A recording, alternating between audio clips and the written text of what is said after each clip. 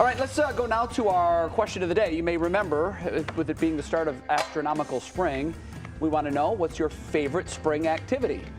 All right, our digital anchor, Stephanie Haney, the Cheater Pumpkin Eater, is back to share your answers with us. I appreciate the sly suggestion. You know, a little parlor trick. That's Yeah, really well. that's No, for we sure. got a lot of great suggestions about things that people like to do for their spring activities. So I want to share some of those with you now. These come from the WKYC Facebook page. Our first one comes from Laura. And Laura loves the biggest week in American birding, which is in May. You know, get out there, do a little bit of bird watching around town. And then if we go to our next comment, Hillary is very into hiking and photography. Lots of beautiful scenery sprouting up around town.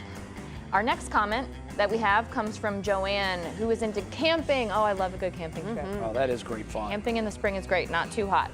All right, let's take a look at our next comment from Rick, who is into planting and bringing out the classic cars. A lot of classic car shows happen in spring, so that was another popular option there.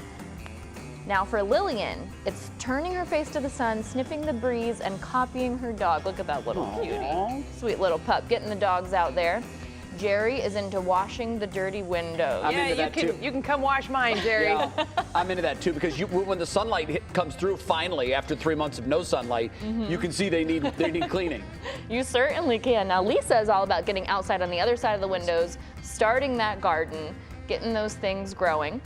Let's go to our next comment, which comes from Lisa, who sets up the hummingbird feeder. Yes. That is fun. We'll be watching Yeah. them come back north. We will. We got one more for you that we want to share from the WKYC Facebook page, and that is from Sue, who wants to open up the house, air it out, sit on the front porch, and plant flowers. That fresh air. One birding tip, my wife does this. You take an orange, cut it in half, and there's a feeder that you can just put the orange on, and that will attract orioles.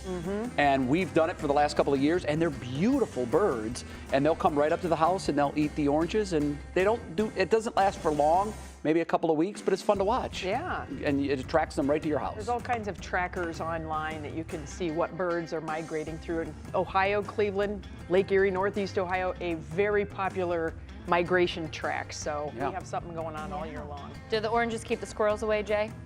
My yelling at them keeps them away. They now have learned they're terrified of my voice.